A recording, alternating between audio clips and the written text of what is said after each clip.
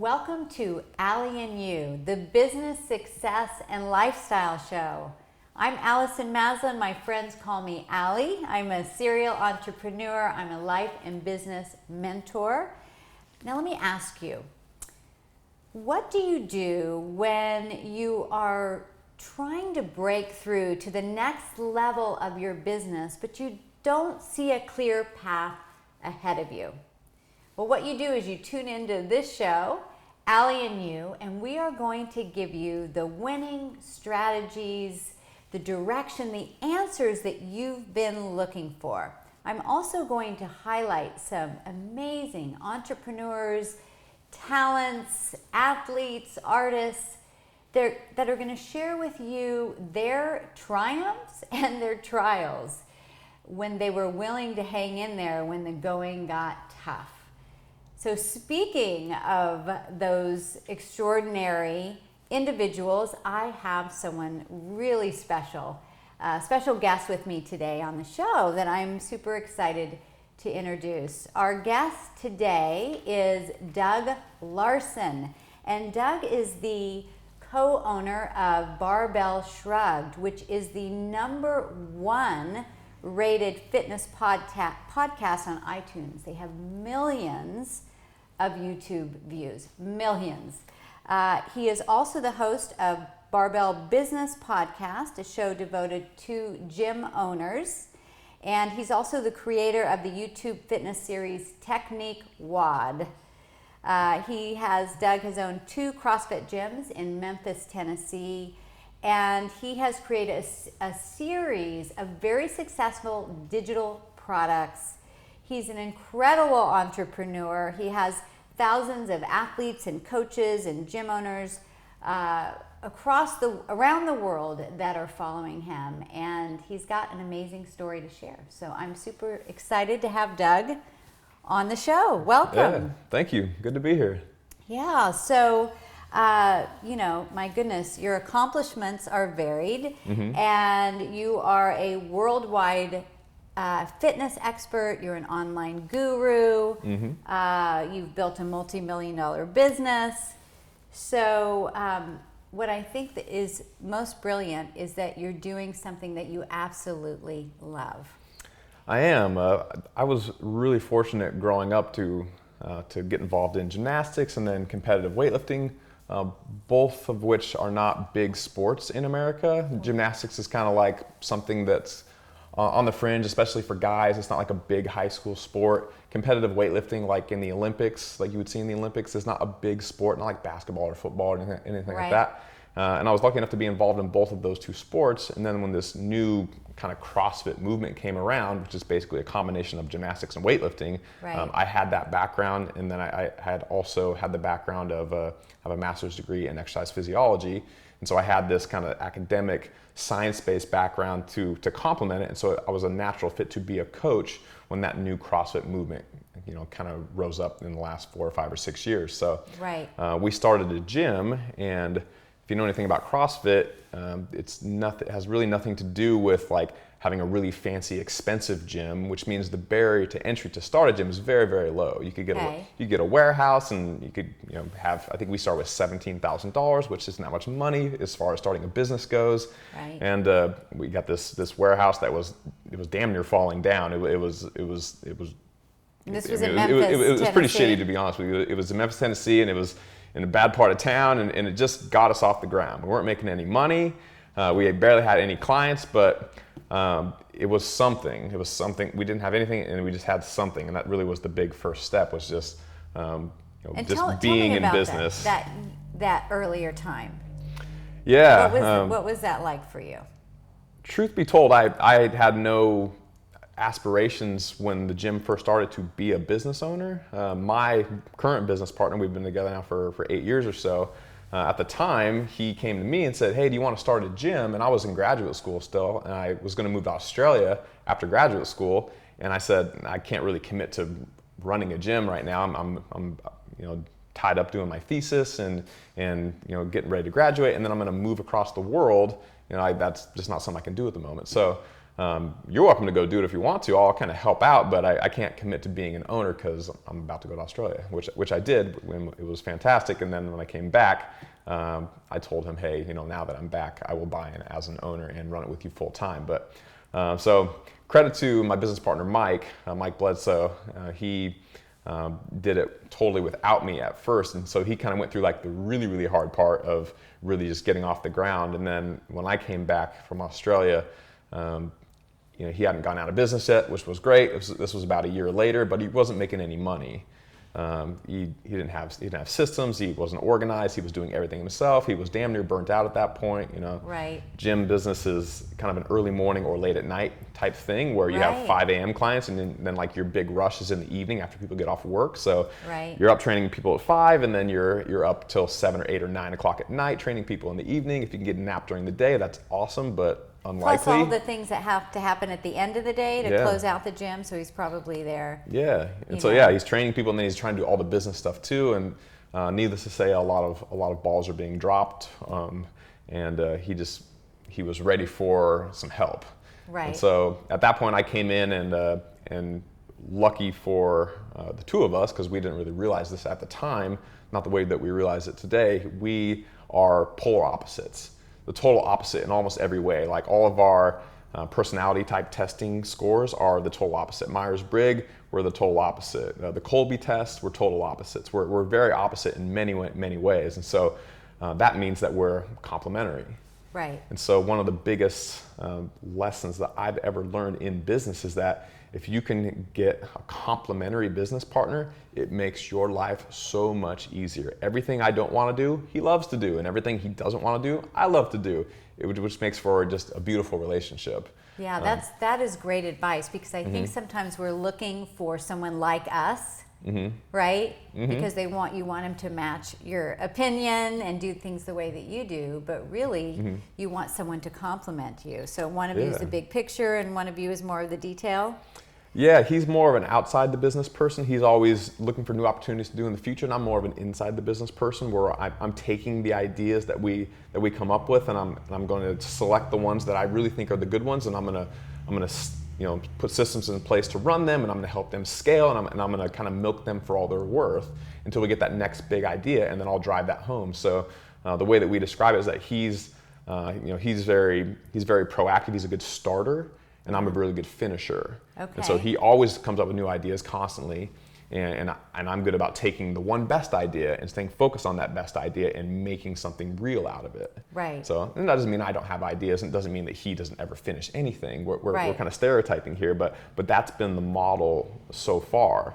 And then, well, I think that's great advice, because I know a lot of business owners, myself included, will have all kinds of ideas, great ideas, but it doesn't mean anything unless it's implemented and it's followed through and completed. Right. And so, yeah, a type E entrepreneur, like someone who's kind of a more stereotyped entrepreneur, kind of more like you and less like me, which again doesn't mean I can't be an entrepreneur. Not being a type E entrepreneur is what I call them, which actually I think Evan Pagan, a mutual friend of ours, was the person that introduced me to that term.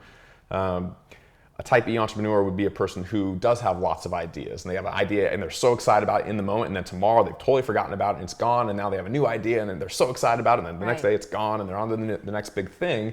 And so if you can have a team around you that can take your idea, the most recent model we've been working with is you have this big idea from the entrepreneur themselves, and then you give that to a project manager, and the project manager will help build it, and then you dish that off to a process manager who will manage that for the long term and make sure that it continues to run the way that it's supposed to be run. And having that model and understanding that the entrepreneur is not the person who's supposed to be managing it, is a huge relief in many cases to the entrepreneur themselves, because a lot of times entrepreneurs don't like to manage things. Right. They love having the idea, and they love coming up with new things, but then again the next day they're like, I'm kind of bored with that now, and they want to go on to the next thing. And so if you have someone you can dish it off to that can build it, and then someone that can manage it, refine it, perfect it, make it more efficient, optimize it for the long term, if you have all these people in place to do those things, then now you can start to build some some bigger systems, some sales funnels that will run for a long time, and people to manage the, I'm not gonna get all the details of how sales funnels work, but like someone to manage the, the traffic and the ad spend and split testing and optimization. And some people love to do that, and that's all they want to do. And they don't want to have the burden of trying to figure out the next big thing to do. Well, perfect. In our company, what we try to do is try to keep everyone only doing the things that they both love to do, they're very passionate about it, and they also happen to be uniquely talented or gifted at that one specific thing. Right. So we call that your unique ability, to steal from Dan Sullivan.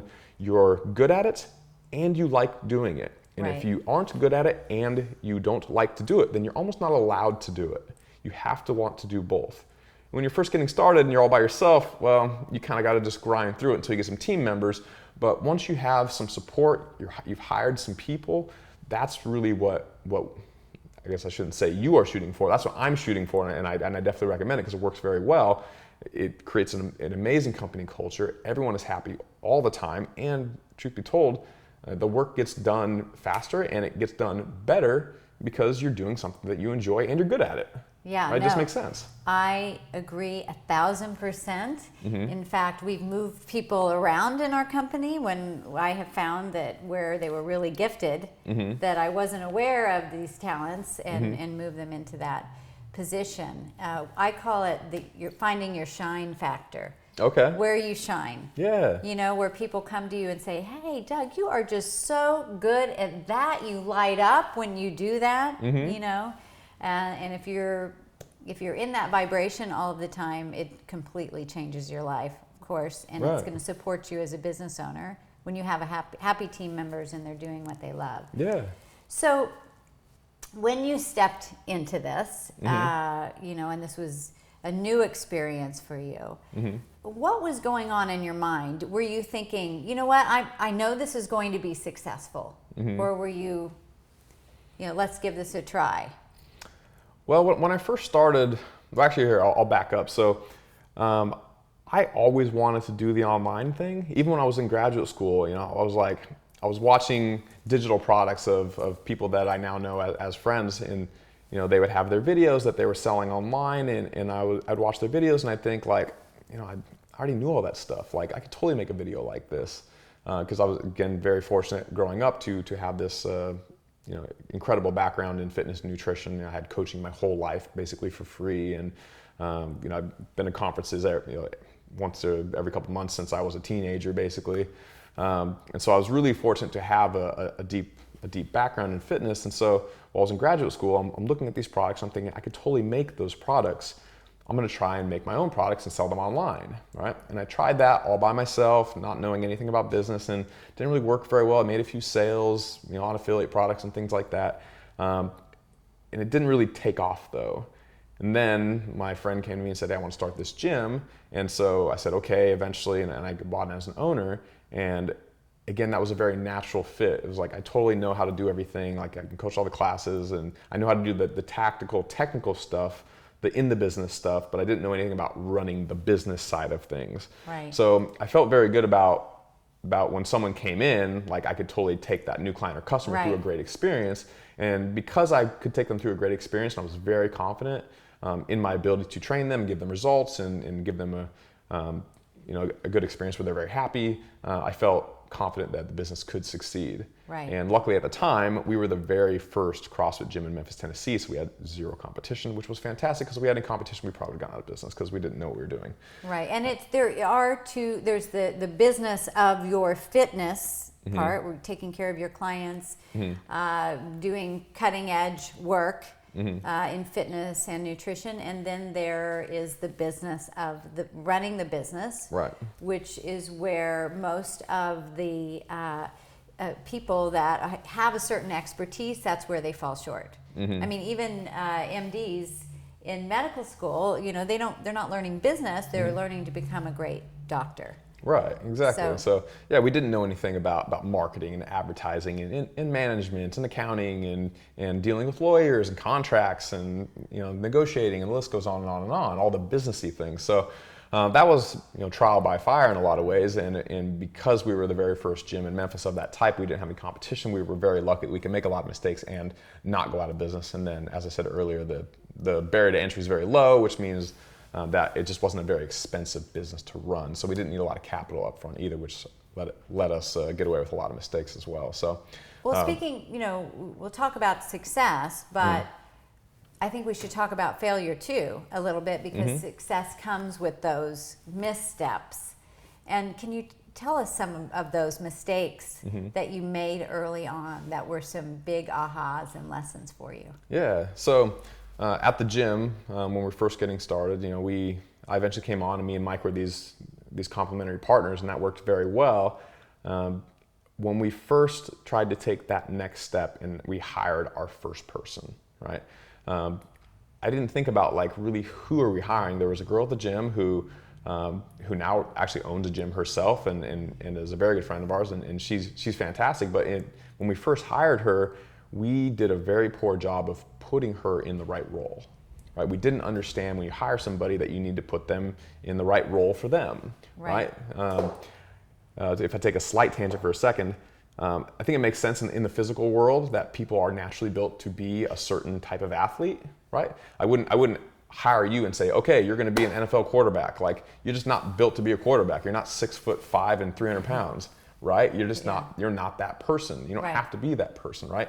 And so it's like that in business too. You don't want to hire somebody and then try to put them in the totally wrong role that they are not built for, mentally, emotionally, physically. It doesn't matter. So in this case, we hired a girl who she's a great people person, awesome people person. Everyone loves her, gets along with everybody, and is just passionate about talking to people and helping people and giving them results. And she's great, but she's not very analytical. She's not very data driven. She doesn't like Excel spreadsheets and math and things like that. It's just not who she is. And so we ended up putting her in a position where she was supposed to track metrics, and I tried to offload a bunch of my very tedious, repetitive type work to her. And she's a person that likes new stuff and likes to be very creative and have lots of very unique ideas that would keep her excited day in and day out. She likes variety.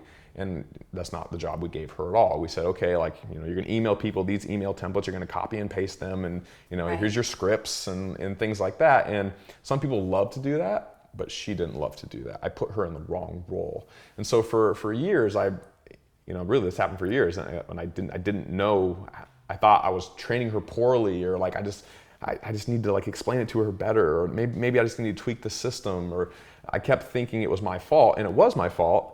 But it wasn't my fault for explaining to her poorly. It's my fault for trying to get the wrong person to do that job, right?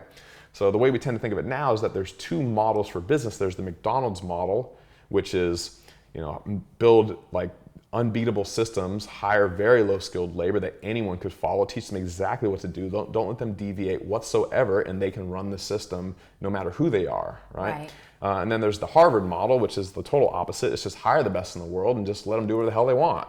Right. And so in the case of this girl that we hired first, we tried to do the McDonald's method with her. We hired someone who we were just going to give a system to, and we were going to make her do it. And we should have just gone with more of our current model, which is they have to be passionate and good at it. It's more of a Harvard model. And we just hired her and said, hey, what do you want to help out with? What do you see at the gym that could be better? And I'll keep doing this. And but tap I was actually good at that. into her creativity. Yeah, let her work within her strength. Right, yeah, let her work in her strength, and let her turn that strength into a real talent, or turn that talent into a real strength, however you want to look at it. So and that's that was getting a big mistake. Really your business. I mean, it takes time in your business to really understand the different components of your business and where you're going to need that support. So there are a lot of people watching the show that are at different levels of their business, and many would love to have a successful online business, as you have done. What do you feel separates you from your competition online? Quite a few things. So probably one of the biggest things is that we have a very edutainment focused model, where it's very much like this, where it's conversational. So that's key. Conversational is very easy to follow, much easier to follow than a monologue. If I was just sitting all by myself teaching, we weren't having a conversation. Right. Conversation is so much easier to follow. So we try to make everything conversational, even when we're doing something that's not usually conversational, like a sales letter, right? We try to make that conversational as well. So very relatable. Yeah, and in our case, we run multiple podcasts. Like you said earlier, we're the #1 rated fitness and nutrition podcast on iTunes. And that podcast is usually 3 or 4 people on the show at the same time, not structured at all. Usually we're just drinking scotch, having a conversation. And so you have the opportunity now to just kind of be a fly on the wall and just hear what we would probably normally talk about anyway. Right? And that's something that wasn't really possible for anyone 30 years ago. You had to get a book, and you had to read the book, and the book was organized in a certain way, and it wasn't what that person would really be like today, right? So people can connect with you more. It feels more authentic. Right. To get people to know, like, and trust you, just letting them listen to a very casual conversation, not so dissimilar to what we're doing right now, really lets you get to know what that person's more really like than reading their book or reading their blog post. Their blog post with a picture of them that's all staged and perfect. There's nothing wrong with that, but this being able to hear the conversation just is so much easier, and it's easier to make the content. Right. If you're going to make a lot of content, it's just easier to sit there and have a conversation. Right. And so so give me a little bit of history with that. How long has the podcast been going? How many episodes have you done? And I think we posted 168 yesterday. And that's kind of our main podcast is called Barbell Shrugged. And that's a video podcast where we travel around the world and we meet with fitness experts and pro athletes, and especially in the CrossFit and the weightlifting space and in strength conditioning space. And so we post that every Wednesday, and then we post another episode of each week called Barbell Business, where same thing, we just have a conversation mostly with gym owners. Right. And then I have my other series that's how to do exercises correctly, how to lift weights correctly, how to do gymnastics movements correctly, push-ups, pull-ups, squats, deadlifts, things like that. Basics for the most part. And that's called Technique WOD, and that's just a free YouTube series. So if you want to learn how to lift weights, you can go look that up, and I'll just show you how to correctly do weightlifting on YouTube. And like for pull-ups, how to make them easier if you need to make them easier, or how to make it harder if you need to make it harder, depending on your level of athleticism and ability. But we post an episode pretty much every single Wednesday for the main show, and then the other shows usually once a week. We're not quite as consistent with those shows as the main show, but 168 for the main show. That's great. Yeah. I'm actually pretty good at pull-ups. Yeah? Yeah, I am. You did gymnastics, didn't you? I did gymnastics. Yeah. And you know what I think is that you actually get muscle memory in your hands even, and through here. I can do pull-ups just like the guys in the gym there. Yeah. Yeah. So, and That's I awesome. do think that was from gymnastics. So I'm Oh, sure absolutely. your gymnastics background. Oh yeah, in the CrossFit space, all the girls that did gymnastics growing up, they are always the best athletes. Really? Yeah. That's cool. Yeah. Speaking of gymnastics, I mean, the core things that you get from when you're younger or that you're born with, do you think, because this is something that I think about, do you feel that the entrepreneurial drive is something that can be taught, or do you feel like that's something that you're just born with, or you learn from growing up? I'm going to say yes. So both. I do think that you are born with a big chunk of it. Some people are naturally more likely to be, like I said earlier, a type E entrepreneur than others. And that doesn't mean that people aren't born like that can't be entrepreneurs, but I definitely think that there is really something to innate abilities. And again, that doesn't mean that you can't, if you're not a person that was born with that innate ability, that doesn't mean you can't turn into someone that is great. You certainly can, but again, back to the football analogy, if you wanted to be a NFL anything basically, then you're basically shit out of luck, because you're just not a person that can be 350 pounds of solid muscle. It's just not you. Doesn't mean you couldn't get better at football, no, but it does mean that you might want to choose something else. And so I think really the smartest thing to do is to figure out what you are naturally good at, because you can't change what you were born with. Just figure out what you are naturally good at, And then you want to try to stay, again, within that very narrow role, and then try to partner or build a team with everyone who is complementary to you. Right. So in my case, again, I'm not a type E entrepreneur. So I'm actually a great example of someone who I have been very successful. I have multiple businesses. I've never had a business fail in the last 8 years or so, and we start new things all the time, and they're always successful because we figure out what needs to happen, who's the best person to do that, Right. make sure they really want to do it and they enjoy doing it, and then we let them do it. I don't have to do everything. I just need to find out who needs to do it, who wants to do it. And the that wants is means important. that you have to let go of being a control freak, You do. And a lot of entrepreneurs are that way because they're perfectionists and they want the work done.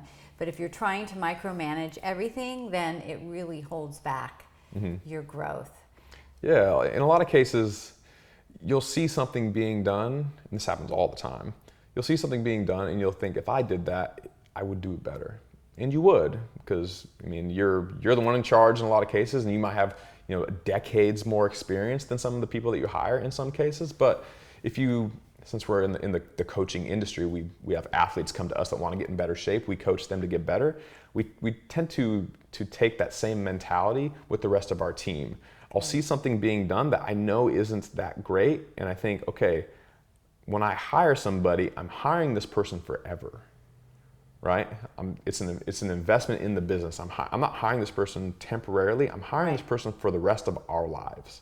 Okay, and so if I want to bring that person on the team, I have to understand that person is going to have tremendous growth while they're with us, and I have to facilitate that growth. So if someone isn't doing something very well, either they're simply in the wrong role, and that was my fault for giving that to them, and I'll go to them and say, hey, do you want to do that anymore? Is that frustrating? Do you really not enjoy that? Let's give it to somebody else. Right. And they know they're not going to get in trouble, so they'll tell me. Because no one gets in trouble in our business. If they did something wrong, then we realize that it wasn't the right thing to give them, and we give it to somebody else. No big deal. We don't yell at them. They're not in trouble, right? Right. And there's no threat of you're in big trouble. You're going to be fired soon. This is your first warning of 3, and you're out of here. It's not like that at all. So number one, if it's the wrong role for them, we'll just give it to somebody else. Or if it is the right role for them, but we understand that it's that next level of difficulty, and they just need some more experience, then we just try to help them. Here's some resources, listen to these audios, read this book. Here's a class you can take. Yeah, let's do it together. Right. You do it, you watch me do it, and then we do it together, and then you try it on your own with critique, and then you're released, cut free, and you can do it on your own, from there on out. And so the role of being an entrepreneur as you get into a bigger and bigger and bigger company becomes you not really managing your staff, but facilitating the growth of your staff. Right. How can you help that person get better? How can you empower them? And that means you're in the role of being a leader, right, and inspiring them. And which leads me to my next question is, where do you go for your inspiration? What inspires you? Because it takes a lot of energy to run a business, right? And sometimes there's those days where, you're hitting the wall and you're like, why am I doing this? I'm exhausted. This is so much work, because it can be a lot of work. Yeah. So where do you go for that inspiration? So we run a podcast, and do you count this as a podcast? Is that how you refer to this?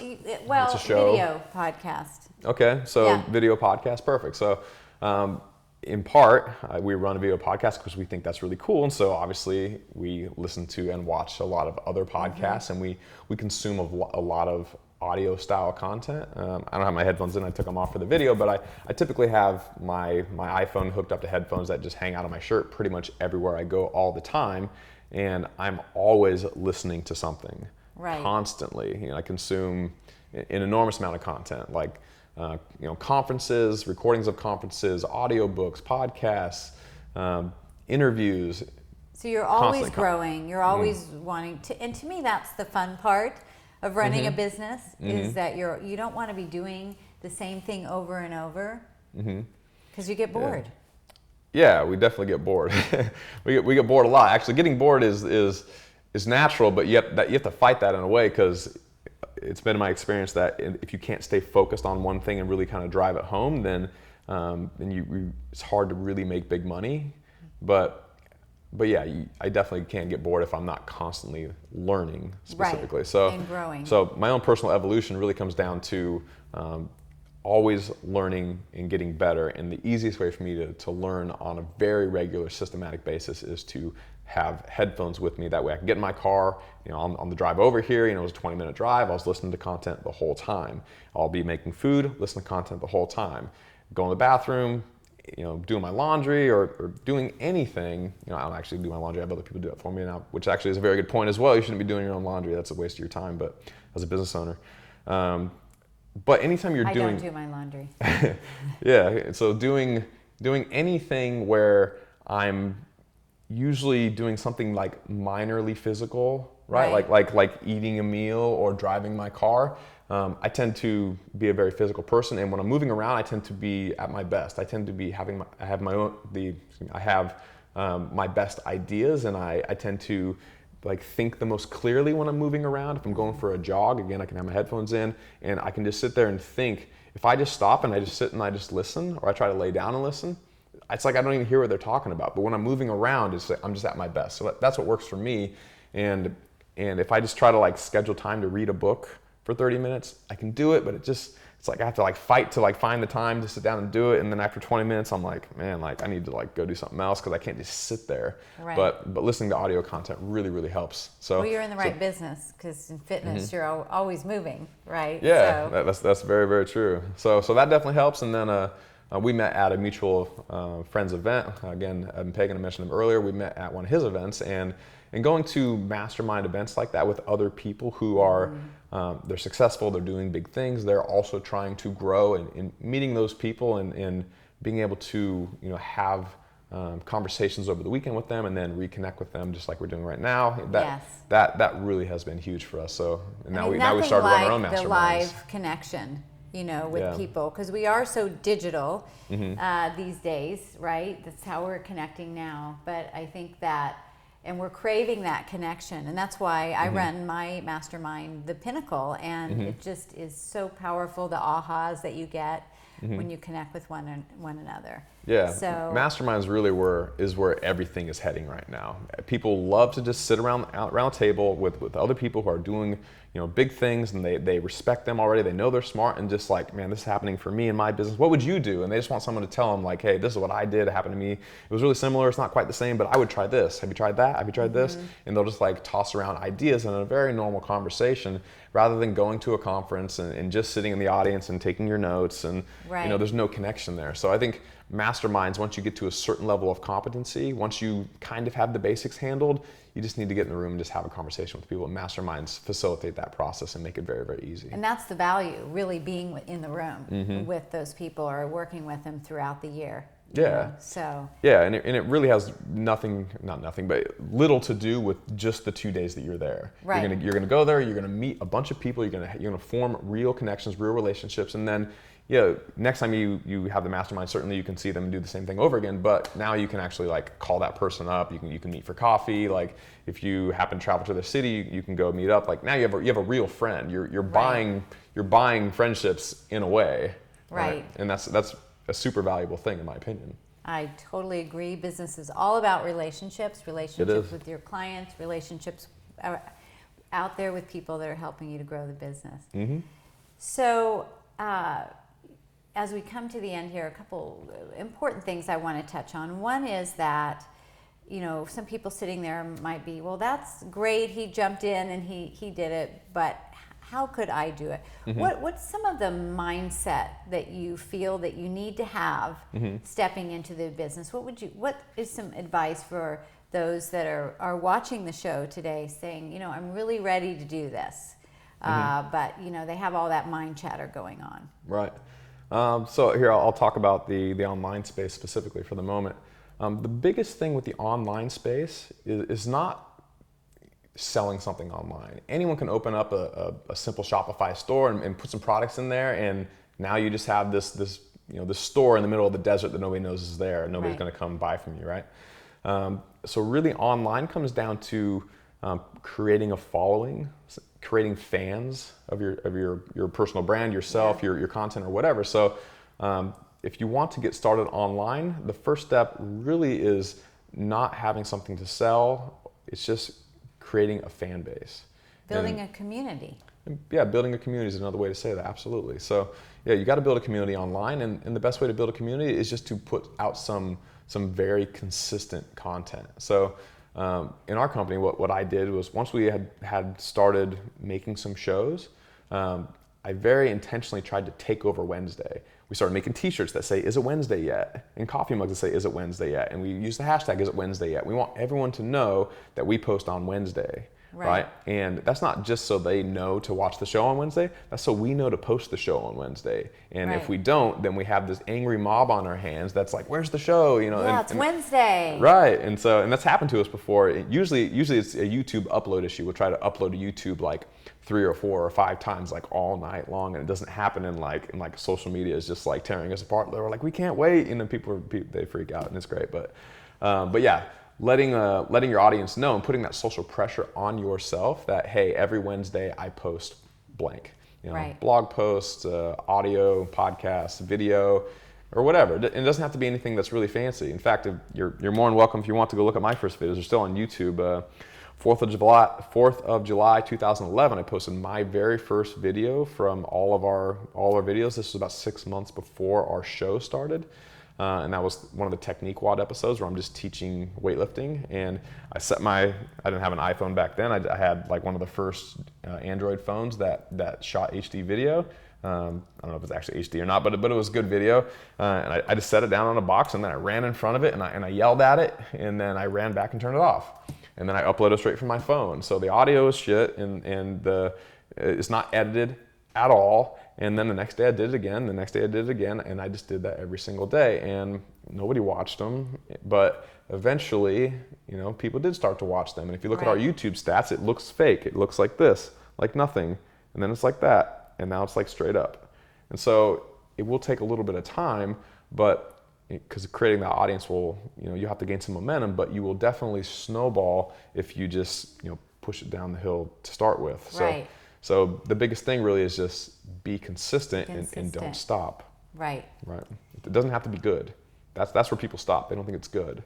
It doesn't have to be good.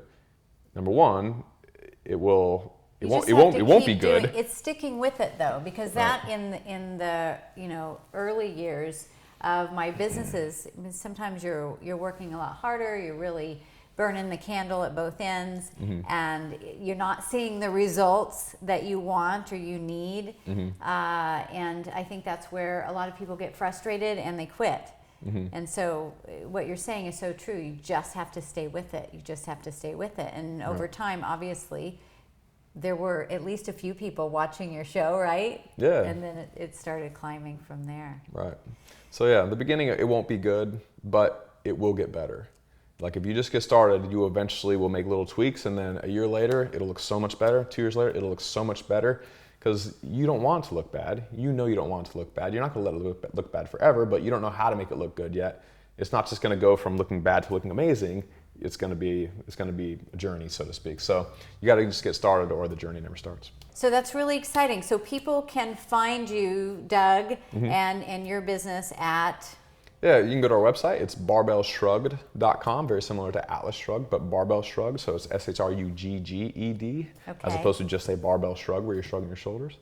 So barbellshrugged.com, we post an episode every Wednesday. As I said, for the fitness, strength, and conditioning show, or for more relevant to your audience, I'd imagine, we post episodes of Barbell Business. You can go to barbellbusiness.com as well for that, to sign up for that newsletter. But we post episodes of Barbell Business every Friday. They're usually audio only, so you can subscribe on iTunes for both shows, Barbell Shrugged and Barbell Business. But occasionally for Barbell Business, we will do a video show as well.